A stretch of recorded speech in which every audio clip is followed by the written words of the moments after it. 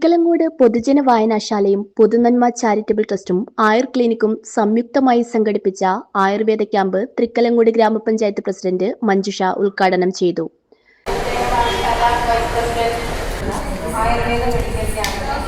എല്ലാവരെയും സ്വാഗതം ചെയ്യുക എന്നതാണ്. എന്ന് പറഞ്ഞാൽ പൊതുവെ